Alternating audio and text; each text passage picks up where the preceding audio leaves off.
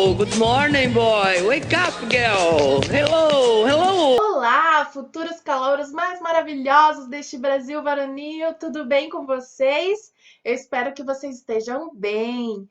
Meu nome é Camila, eu sou corretora de redação na ONG, sou integrante do Núcleo de Apoio ao Pré-Vestibular, o nosso NAP, e estou apoiando a Prof. Fran durante as videoaulas desta quarentena, junto com os corretores de redação, meus colegas João e Letícia, ok? Então, vocês vão ver as nossas carinhas pelas videoaulas, ok?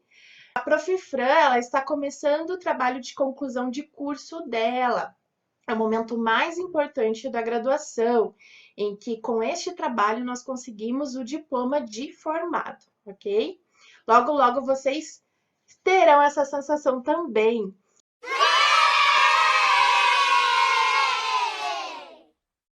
Então, por isso que a Prof. Fran, ela vai dar um tempo das videoaulas, entretanto, ela continuará corrigindo as redações de vocês, beleza?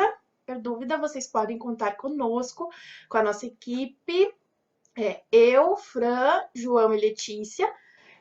Vou deixar os nossos e-mails aqui, e aí vocês podem nos contatar, seja pelo Classroom, lá vocês também encontram o nosso e-mail, ok? Na semana passada, a Prof. Fran trouxe para nós o que é uma dissertação, a sua definição, e quais são os seus tipos. Vocês estão lembrados? Se não, não tem problema, a gente retoma aqui também, tudo bem? Temos a dissertação expositiva, em que um exemplo ótimo é o resumo. Por quê? O resumo é um gênero em que nós expomos a opinião do autor, sem atribuir a nossa opinião, sem colocar a nossa opinião junto com a dele, tudo bem? Nós transcrevemos com a nossa palavra as ideias que o autor trouxe ao texto, as principais, beleza? A dissertação argumentativa, ela pode ser encontrada em gêneros que nós argumentamos a nossa opinião, em que nós damos a nossa opinião, além de apresentar a opinião do autor, do texto base que o gênero pede, tudo bem? Um exemplo é a carta do leitor. Veremos a estrutura em que essa carta cai na UFPR, tudo bem?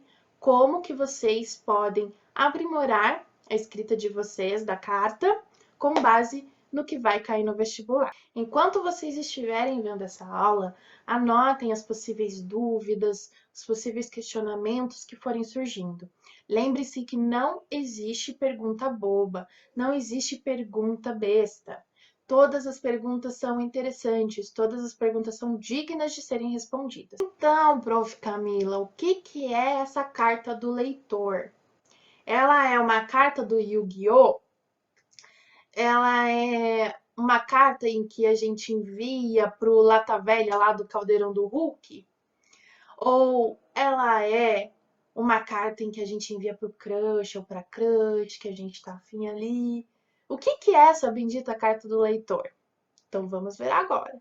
Não é a carta do Yu-Gi-Oh!, não é a carta do Lata Velha e não é a carta para o crush. É um tipo específico de carta. Bom, vocês lembram, vocês devem ter visto já que os jornais, sejam eles eletrônicos, sejam eles impressos, e as revistas também, têm um campo em que aparecem as opiniões dos leitores sobre as matérias da edição passada. Estão lembrados? Podem dar uma olhada aí na revista em casa, podem dar uma olhada no jornal eletrônico, que vocês vão encontrar esse campo. Então, são nesses contextos em que a gente pode encontrar esse tipo de gênero. Em jornais, em revistas de horóscopo, a gente pode encontrar nesses tipos de veículo, tudo bem? É o momento em que os leitores dão a sua opinião, se eles estão gostando ou não, e argumentam sobre isso, se eles gostam ou não sobre a pauta que foi trazida no veículo. Na federal, o gênero carta do leitor é muito constante. Sempre aparece nos vestibulares. É um ou outro em que esse gênero não está, mas ele é muito frequente. Então, ele é um gênero que a gente precisa ter cuidado, assim como todos os outros gêneros. Entretanto, este gênero é um gênero muito querido pela banca que formula a prova de redação da Federal, tudo bem? Então, atenção, atenção à estrutura que eu vou mostrar para vocês. Quais são as características deste gênero? Primeiro, ela precisa ser endereçada a alguém, ela deve ter um destinatário. Segundo, ela surge de um texto base. 3, ela apresenta a opinião do remetente, de quem escreve a carta, sobre o texto base. Tudo bem? Ok até aqui? Espero que sim. Qual é a finalidade da carta do leitor? Qual é o seu objetivo? Nós temos 2. Anotem essas palavras que eu vou dizer com marca-texto, com caneta colorida, com post-it, num canto do caderno, num lugarzinho para vocês sempre lembrarem. Os objetivos da carta do leitor são persuadir e convencer. Convencer e persuadir a quem? O destinatário, a quem você está escrevendo a carta. Agora que nós vimos as 3 principais características deste gênero, logo eu vou trazer mais para vocês, e vimos também a finalidade deste texto, vamos ver alguns exemplos em que isso tudo se aplica? Vamos! Vocês lembram da segunda característica que eu trouxe para vocês há pouco? A carta do leitor, ela surge de um texto base. Então, antes de ver um exemplo de carta do leitor, nós precisamos ver o texto base, o qual iremos ler agora, juntos. Esse texto que nós vamos ler agora, ele vem do Túnel do Tempo, mais especificamente do ano de 2007, e se chama Chegou a Hora, publicado na revista Galileu. Eu achei interessante trazer esse texto para vocês, porque ele fala sobre um tema muito, assim, atual, atemporal, que é a legalização das drogas. Me acompanhe na leitura, por favor. A discussão sobre a descriminalização das drogas deve ser globalizada, incluir a ONU. O mundo está pagando caro pela proibição rígida, que está levando a milhões de mortes por ano. Quantas pessoas morrem na Ásia, na África, nas Américas, na Europa, por conta da proibição do tráfico de drogas? Quantas morreriam se houvesse um processo de legalização e controle? É preciso botar essa conta na mesa. E o primeiro país a discutir isso tem de ser os Estados Unidos, como a principal nação do mundo desenvolvido e um grande consumidor de drogas.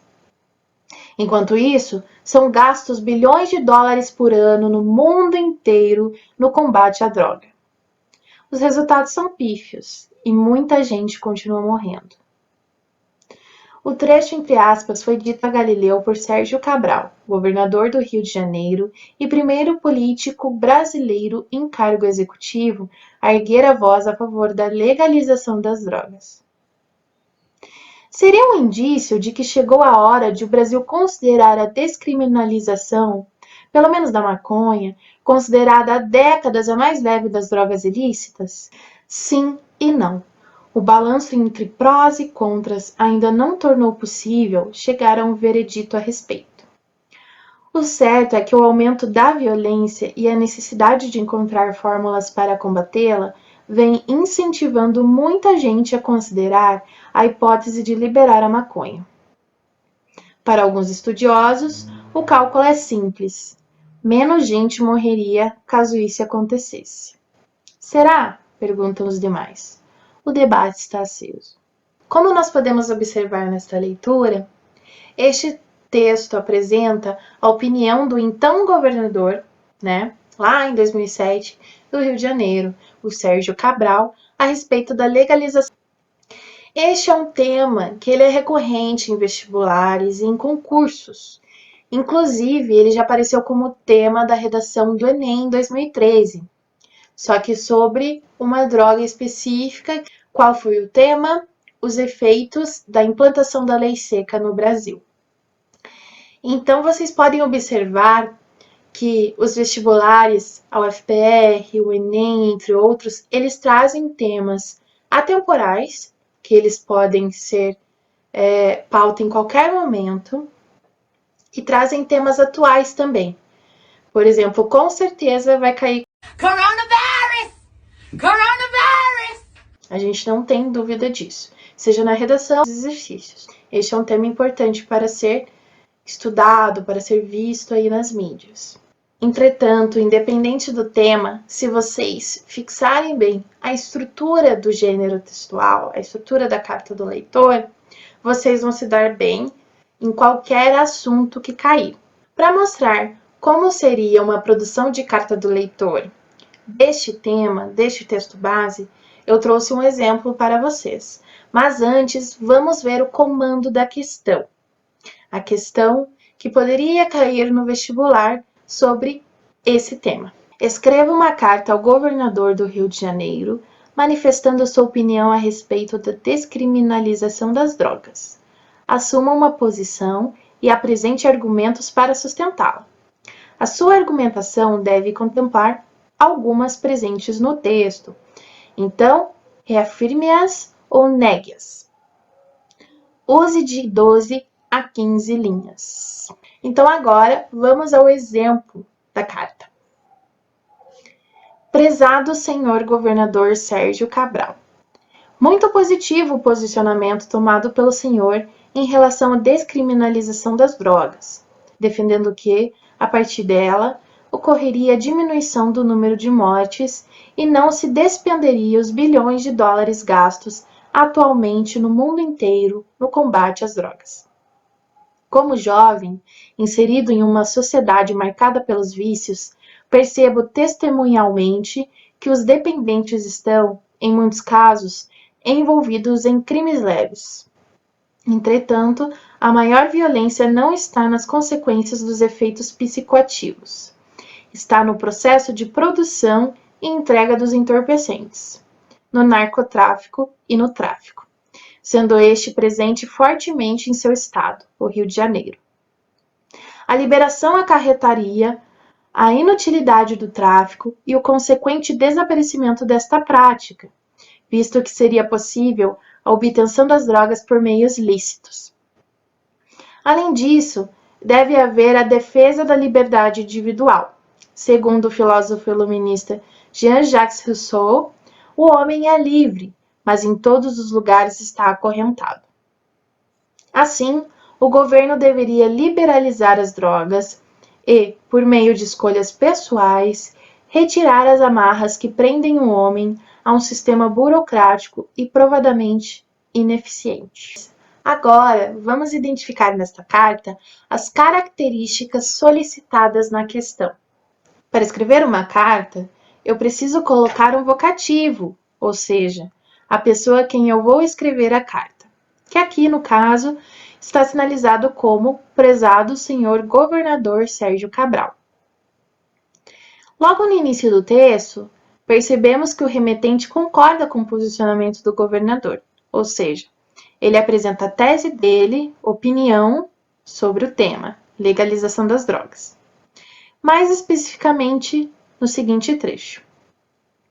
Muito positivo o posicionamento tomado pelo senhor em relação à descriminalização das drogas, defendendo que, a partir dela, ocorreria a diminuição do número de mortes e não se despenderia os bilhões de dólares gastos atualmente no mundo inteiro no combate às drogas. Para sustentar o seu posicionamento sobre a legalização das drogas, o remetente apresenta um exemplo no texto, que vem da sua própria realidade. Vocês podem fazer isso na carta de vocês também. Na sequência, para concluir a carta, o remetente aponta a importância da liberdade individual, trazendo uma citação de uma figura importante da história, o filósofo iluminista Jean-Jacques Rousseau. Para, então, fechar o texto com chave de ouro, com um trecho. Assim, o governo deveria liberalizar as drogas e, por meio de escolhas pessoais, retirar as amarras que prendem um homem a um sistema burocrático e aprovadamente ineficiente. Então, como a gente pode observar, Esta carta ela apresenta todas as regras solicitadas no comando da questão.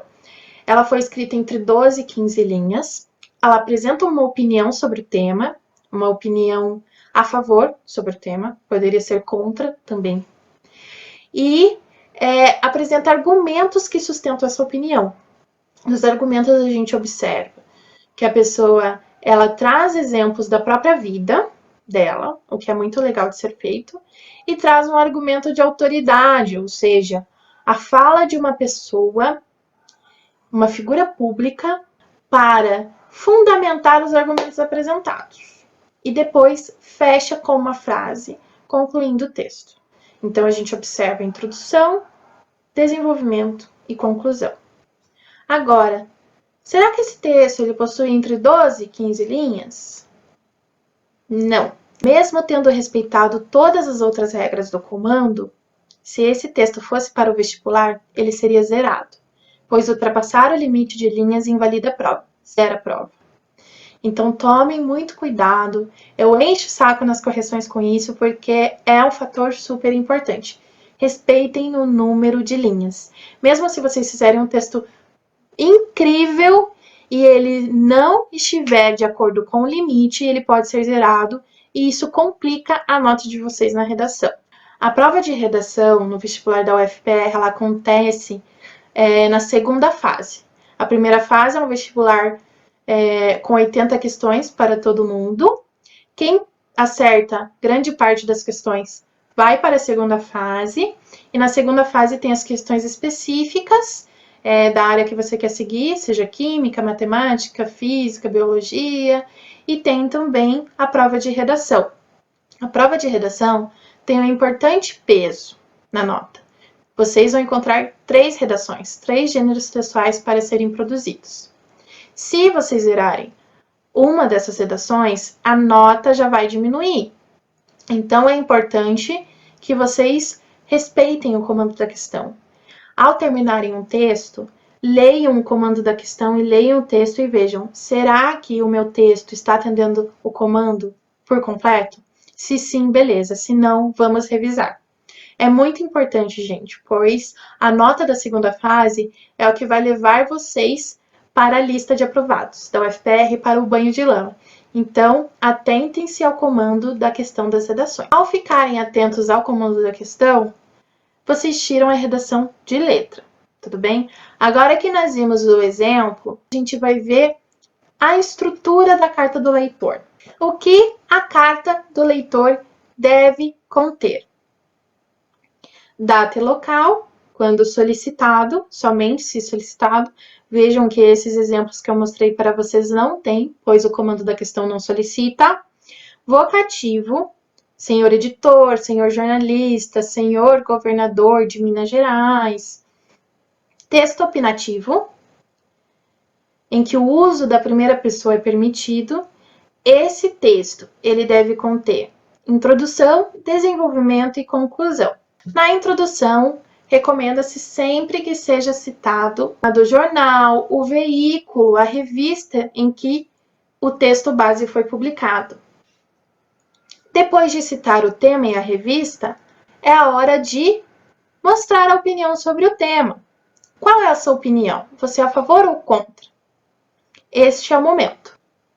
Então, esses 3 tópicos, tema do texto base, veículo em que foi publicado o texto base e a opinião sobre o tema. Esses 3 pontos devem estar na introdução, tudo bem? Agora vamos para o segundo parágrafo, desenvolvimento. Depois de citar a sua opinião no início do texto, agora é a hora de apresentar argumentos para sustentar essa opinião. Para criar esses argumentos, vocês vão referenciar o texto base, ou seja, citar os dados apresentados no texto base. Depois de citar argumentos, exemplos, dados que defendem a sua opinião, agora é a hora de ir para a conclusão, terceiro parágrafo. Você vai finalizar o texto com a retomada da sua tese, discordando ou concordando com o texto base, com quem escreveu o texto base, com quem apareceu neste texto. E no final, colocar o atenciosamente, tudo bem? Lembrando que o seu texto não pode conter assinatura, ele termina no atenciosamente. Agora vamos falar sobre a linguagem dessa carta. Qual a linguagem que eu devo empregar na minha carta, professora? Vamos lá. Para a linguagem da carta, existem 3 elementos essenciais. A sua carta vai depender da intencionalidade que você vai empregar, se você vai protestar, criticar, positivo ou negativamente, brincar ou apenas impressionar os leitores.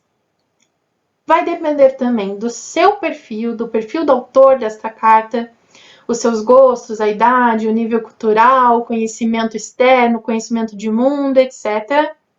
E o perfil jornal da revista para a qual você está escrevendo a carta. Quem é o público leitor?